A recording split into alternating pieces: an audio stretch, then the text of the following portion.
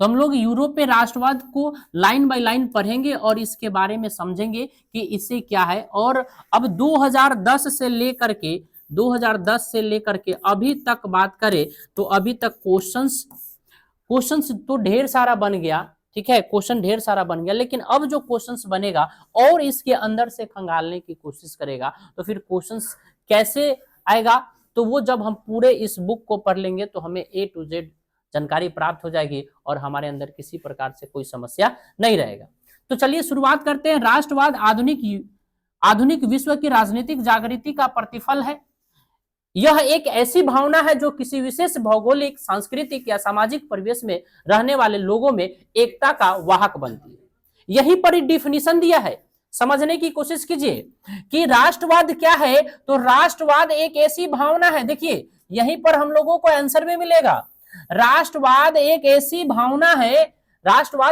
भावना है जो किसी विशेष भौगोलिक, सांस्कृतिक, सामाजिक परिवेश में रहने वाले लोगों के लिए एकता का वाहक है, जिसे लोगों में एकता जागृति करना, एकता जागृत करके लोगों को एक समूह में रखना, बांध करके रखना, ताकि वो किसी दूसरे देश से लड़ पाए। आज तो अपने अपने घर में एकता नहीं हो पाती है और ये तो देश की बात है। तो हमेशा यही देखा जाता है कि देश की जो एकता है वो परिपूर्ण रहे, देश की एकता जो है वो मजबूत रूप से रहे। उसी में हम लोग राष्ट्रवाद की भावना को जान रहे हैं। राष्ट्रवाद की भावना का बीजारोपण यूरोप के पुनर्जागरण काल से ही हो चुका था। राष्ट्रवाद का बीजारोपण का मतलब क्या, यानी कि बीज के रूप में, बीज को डालते हैं ना, तो राष्ट्रवाद का बीज कहां पर डाला गया था, यूरोप में। समझिए कहां पर, यूरोप में, यूरोप से ही शुरू हुआ था। परंतु 1789 ईस्वी में फ्रांसीसी क्रांति से यह उन्नत रूप प्रकट हुई और 19वीं शताब्दी में यह उन्नत आक्रामक रूप के सामने आई और इस कारण से यथेष्ट और परिणाम भी युगांतकारी रहे। मतलब यह कि आपसे ये क्वेश्चन, यहां पर एक क्वेश्चन बन गया कि 1789 ईस्वी में फ्रांस की क्रांति हुई थी। फ्रांस की क्रांति की शुरुआत कब हुई थी, तो क्या कहेंगे 1789 ईस्वी में। कब हुआ था, 1789 ईस्वी में। और राष्ट्रवाद पनपा कहां से शुरू हुआ था, तो यूरोप से शुरू हुआ था। कहां से शुरू हुआ था, यूरोप से शुरू हुआ था। यूरोप में राष्ट्रीयता की भावना एक विकास में फ्रांस की राज्य क्रांति तत्पश्चात नेपोलियन, ध्यान से सुनिएगा, नेपोलियन आक्रमण ने महत्वपूर्ण योगदान दिया। यानी कि राष्ट्रवाद की जब शुरुआत हो रही थी तो एक नाम आया, एक शासक का नाम आया जिसका नाम है नेपोलियन। क्या नाम है, नेपोलियन। तो नेपोलियन ने आक्रमणकारियों पर यह अपने देश के प्रति राष्ट्रवाद को ये बहुत अच्छे तरीके से दिखाए और फ्रांसीसी क्रांति ने राजनीति को अभिजात वर्गीय परिवेश से बाहर करे और अखबारों में, सड़कों पर सर्वसाधारण वस्तु बना दिए। और यूरोप के कई राज्यों में नेपोलियन अभियान द्वारा नवयुग संदेश पहुंचा। मतलब जब नए नए नवयुवक के साथ यह चीज आता है तो ये संदेश फैलता है, ये बाहर जाता है। सपोज कीजिए कि जैसे आप यहाँ पर पढ़ रहे हैं तो यहाँ पर जो कंटेंट मिल रहा है, जो आप पढ़ रहे हैं, जो सीख रहे हैं, जो आपको समझाने का तरीका, ये सब जब आपके अंदर आया तो आप हमारे प्रति, राष्ट्रवाद हमारे प्रति, मतलब आप क्या कहें कि नहीं ये कोचिंग में पढ़ने से हमारे अंदर डेवलपमेंट हो रहा है, तो आप किसी दूसरे को बोले तो यही क्या फैलाव हुआ। तो जब यूरोप में राष्ट्रवाद का फैलाव जब शुरू हुआ तो एक नेता थे जिनका नाम था नेपोलियन, और नेपोलियन ने जब ये संदेश देना शुरू किया तो जितने भी नवयुवक थे, एक नई युग लगा कि एक नई युग की शुरुआत हो रही है। और इस प्रकार से नए युग में यह संदेश पहुंचा। अब यहां से एक बात याद रखने वाला है, यही नेपोलियन है। ये कौन है, नेपोलियन है। ये कौन है, नेपोलियन है। यह बात याद रखना है, ये कौन है, नेपोलियन है। और नेपोलियन कहां के रहने वाले थे, तो जर्मनी के। यहीं से क्वेश्चंस बन रहा है। देखिए जहां जहां हम रेड मार्क कर रहे हैं वहीं से क्वेश्चंस आपको बनाने हैं। नेपोलियन कहां का रहने वाला था, जर्मनी का। और जर्मनी कहां है, इटली की राजधानी कहां है, जर्मनी की राजधानी कहां है, इटली है। तो जर्मनी की राजधानी इटली, जर्मनी के रहने वाले थे कौन, नेपोलियन। और इटली के राज्यों में भौगोलिक नाम की परिधि से बाहर कर उसे वास्तविक और राजनीतिक रूपरेखा प्रदान किए। तो वास्तविक रूपरेखा प्रदान करने वाले इटली को कौन थे, नेपोलियन थे। कौन थे, नेपोलियन थे, जिसे इटली जिसे इटली और जर्मनी के एकीकरण का मार्ग प्रशस्त हुआ। इटली और जर्मनी के जो एकीकरण का मार्ग था, एकीकरण का मतलब यूनिटी का जो मार्ग था वो प्रशस्त हो गया। दूसरी तरफ नेपोलियन की नीतियों के कारण फ्रांसीसी प्रभुता आधिपत्य में विरोध, यूरोप में देशभक्ति का विक्षोभ भी जगा। अब देखिए कुछ सरकार जो है कुछ अच्छा कर रहा है, कुछ बुरा भी होगा। नहीं, अब एक तरफ नेपोलियन जहां अच्छा काम करने का कोशिश कर रहा था, तो दूसरे तरफ दूसरा जो शासक था वो इसको प्रताड़ित कर रहा था। जब प्रताड़ित कर रहा था तो इससे क्या हुआ, अब विरोध होना शुरू हो गया। नेपोलियन के पतन के बाद यूरोप की विजय हुई और शक्तियां ऑस्ट्रिया की राजधानी वियना, ऑस्ट्रिया की राजधानी कहां है, और ये कब बना था, 1800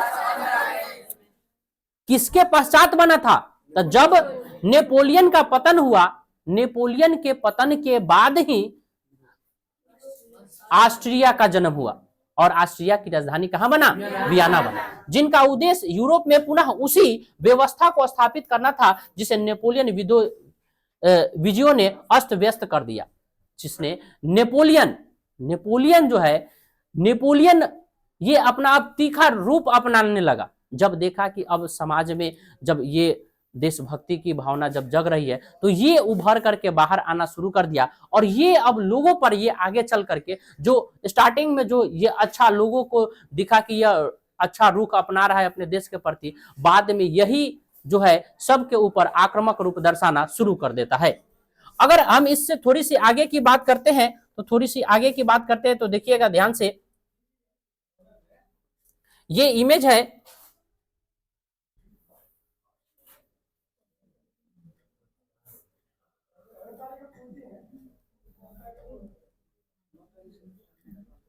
परंतु इसमें भाग लेने वाले राजनयिक इस बात को देखने में असमर्थ थे कि जनतंत्र और राष्ट्रवाद की नई शक्ति या राजनीतिक निर्धारित करने वाले नए तत्वों के रूप में उभर रही थी। सन 1815 में वियना सम्मेलन हुआ। क्वेश्चन एक बनेगा कि वियना सम्मेलन कब हुआ, वियना सम्मेलन कब हुआ, 1815 में।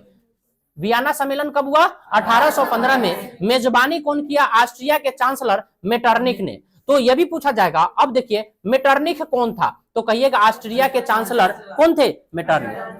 ऑस्ट्रिया के चांसलर कौन थे, मेटरनिख थे। और जो घोर प्रतिक्रियावादी था, अब यह पूछा जाएगा मेटरनिख कौन था, तो कहिएगा यह घोर प्रतिक्रियावादी था। कैसा था, घोर प्रतिक्रियावादी था। और यह कहां का, ऑस्ट्रिया का चांसलर था। इसने ब्रिटेन, रूस, पर्सा और ऑस्ट्रिया जैसे यूरोपीय शक्तियों को से मिलकर ऐसी व्यवस्था जिसका मुख्य उद्देश्य यूरोप में उस शांति संतुलन को स्थापित करना था। यह अन्य देशों से जैसे ब्रिटेन, रूस, पर्सा, ऑस्ट्रिया, इन सभी देशों से मिलकर के यह एक अलग कानून बनाना चाहता था। अब क्या बनाना चाहता था, देखते हैं।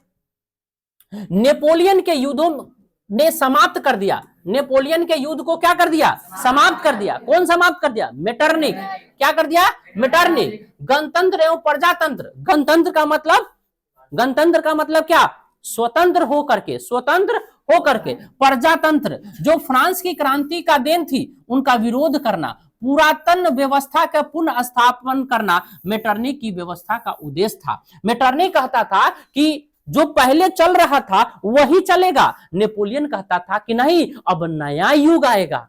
अब क्या आएगा, नया युग आएगा। अब मेटरनिख क्या कह रहा है कि नहीं, हम पुरानी व्यवस्था को लागू करेंगे। जैसे पुरानी राजा साम्राज्य जैसे आपको बंधक बना करके रखते थे, उसी तरीके से हम बना करके रखेंगे। कौन, ऑस्ट्रिया के चांसलर कहते थे। लेकिन नेपोलियन क्या कहा कि नहीं, हम लोग राष्ट्रवाद की भावना को पनपा रहे हैं और राष्ट्रवाद के तहत आपको हम उखाड़ के फेंक डालेंगे। ठीक है। सम्मेलन के मध्य में यूरोप में नेपोलियन युग का अंत हो गया और मेटरनिख युग की शुरुआत हो गई। अब देखिए नेपोलियन अब कितना दिन तक जाएगा, नेपोलियन युग समाप्त हो गया, मेटरनिख युग आ गया। अब जब आ गया तो इटली पर अपना प्रभाव स्थापित करने के लिए मेटरनिख ने उसे कई राज्यों में विभाजित कर दिया। मेटरनिख ने कई राज्यों में उसे क्या कर दिया, विभाजित कर दिया। सिसिली और नेपल्स प्रदेश बुर्बो वंश की सम्राट फर्डिनेंड, देखिए तो बुर्बो राजवंश के सम्राट कौन थे, फर्डिनेंड। याद रखना है, बुर्बो राजवंश के सम्राट कौन थे, फर्डिनेंड ने दिया। और रोम और उसके आसपास के राज्य पोप को सौंप दिया। पोप कौन है, पोप को सौंप दिया। पोप पादरी, यानी कि उस समय जो मंदिरों मस्जिदों में, जैसे आज मंदिरों में जो पुजारी रहते हैं, मस्जिदों में जो मौलाना रहते हैं, उस समय जो वहां के जो ईसाई धर्म के थे, वहां पर पोप पादरी रहते थे और इन्हीं को सबसे बड़ा माना जाता था। तो पोप को सौंप दिया गया। लोमार्डी एवं वेनेसिया ऑस्ट्रिया की प्रभुता कायम हुई। कहां? लोमार्डी और वेनेसिया में ऑस्ट्रिया की प्रभुता कायम हुई। परमा मोडेना और टर्कनी ने प्रांत हैब्सबर्ग राजवंश को दे दिया गया। मतलब अब छोटे छोटे प्रांत हो गए, कहे तू ले लो, तुम ले लो, तुम अपना अपना देखो। क्या होगा जब जब क्या कहा जाता है ना कि जब लूट खसोट के लाइएगा तो वो सही रूप में नहीं खा पाइएगा। सोचो जरा, आप मेहनत से अगर आप 100 रुपया कमा करके लाते हैं, खूब मेहनत करते हैं, 100 रुपया कमा के लाते हैं और आपको कहेगा तू आज कमाया है, आज हमको 50 रुपया खर्चा करो ना, चलो हम लोग पार्टी करते हैं, वो करेगा? नहीं करेगा। लेकिन लूट के लाएगा, पापा के पॉकेट में से चुरा के लाएगा, कहेगा अरे आज हमारे पास 100 रुपया, चलो ना बैठ के दोनों गोरा खाते हैं, दोनों गोरा आराम से खाएगा। उसको जाता है कुछ नहीं जाता है। तो जब मेटरनिक लूट करके तो क्या कहा, अरे तुम भी एगो राज ले लो, तुम एगो ले लो, तो क्या है, मिल बांट के खाओ, खूब लूटो, खूब जनता से लूटो, लूट करके ले आओ, कुछ हमको भी हिस्सा दो, तुम भी लो। लेकिन नेपोलियन क्या कहा कि नहीं, ऐसा कुछ नहीं होने देंगे। लेकिन क्या करेगा, वो समाप्त हो गया, नेपोलियन युग समाप्त हो गया। और किसका शुरुआत हो गया? मेटरनिक का। और ये बांटना शुरू कर दिया। देखो ध्यान से, जेनेवा और सार्डिनिया पीडमाउंट के राज्य में सम्मिलित कर दिए गए, मिला दिया। जर्मनी में 39 रियासतों संघ का कायम रहा। 39 गो रियासत था, 39 गो स्टेट था, उस सबको एक साथ कर दिया। ऑस्ट्रिया का अधिकार स्थापित किया गया तथा हर संभव प्रयास किया गया कि उनसे राष्ट्रीयता की भावना नहीं जगे। मेटरनिक ने फ्रांस में पुरातन व्यवस्था का पुनः स्थापना कर दिया। देख लो, इसका यही कहना था कि हम जो चाहें वही होगा। मतलब जो हम चाह रहे हैं कि पुरानी व्यवस्था को लागू करे, वह कर दिया। कौन कर दिया? मेटरनिक। तथा वियना सम्मेलन प्रतिक्रियावादी शक्तियों के विजय थी, लेकिन व्यवस्था में अस्थायी साबित नहीं हुआ। यूरोप में राष्ट्रीयता भावना का प्रसार हुआ, जिससे यूरोप में लगभग सभी देश प्रभावित हो गए। यूरोप में जब मेटरनिक युग आ गया, जो पुरानी व्यवस्था को लागू कर दिया गया, इसे पूरा यूरोप में यह बात फैल गया और पूरे यूरोप में यह बात चलना शुरू हो गया। फ्रांस में वियना कांग्रेस के तहत क्रांति के पूर्व व्यवस्था को स्थापित करने के लिए बुर्बो राजवंश की पुनः स्थापना किया गया। सुनो ध्यान से, फ्रांस में वियना व्यवस्था के तहत क्रांति के पूर्व में क्रांति लाने के लिए किस बुर्बो राजवंश के फिर से क्या किया गया? स्थापना किया गया। और लुई 18वां, क्या नाम है? लुई 18वां ने फ्रांस का राजा बना। तो कहा जाएगा बुर्बो राजवंश का नया शासक कौन बना? तो लुई 18वां। बुर्बो राजवंश का न्यू शासक कौन बना?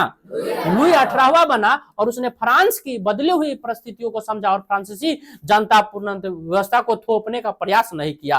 प्रतिक्रियावादी सुधारवादी सामंजस्य स्थापित करने का प्रयास किया। 2 जून 1814 को सम्राट की ओर से, सम्राट याद रखना, सम्राट का मतलब क्या होता है? राजा। सम्राट का मतलब क्या होता है? राजा की ओर से संवैधानिक घोषणा पत्र जारी किए गए और 1848 तक फ्रांस में चलते रहे। 1848 ईस्वी तक फ्रांस में चलते रहे। चार्ल्स 10 के शासन काल में इसे कुछ परिवर्तन किए गए और परंतु इसका परिणाम 1830 के क्रांति के रूप में सामने आया। सोचो, 1789 से शुरू हुआ था। कब से शुरू हुआ था? 1789 से शुरू हुआ था और चला कब तक? 1830 तक यह असर चलते रहा। सोचो, ये इधर में आपका हो गया 89, 90, 10, 30, 10, 40 से 50 वर्ष, 40 वर्ष लग गए। 40 वर्ष में देश दुनिया को एकदम खंगाल करके रख दिया। पुरानी व्यवस्था को लूटपाट हरकम मचा दिया। और वो हरकम मचाने वाला कौन था? मेटरनिक था। कौन था? मेटरनिक था। तो मेटरनिक के बारे में हम लोग जाने और इससे बहुत सारे क्वेश्चंस बने हैं। वो सारे क्वेश्चंस आपको कॉपी में नोट करने हैं, बनाने हैं। एक बार फिर से वीडियो को देखना है। वीडियो को देख करके रोक करके पॉज करके आपको क्वेश्चंस बनाने हैं। जहां जहां रेड मार्क किए हैं वे सभी क्वेश्चंस है और सभी क्वेश्चंस को आपको बना करके लाने हैं। ठीक है, और बना करके लाने। इसी के आधार पर टेस्ट जब होगा तो उसमें क्वेश्चंस आपको मिलेगा। एक एक करके लाइन बाय लाइन पूरा पढ़ाए हैं। समझ में आया ना? तो इसी तरीके से हम लोग पढ़ेंगे। आज की क्लास यहीं पर समाप्त होती है।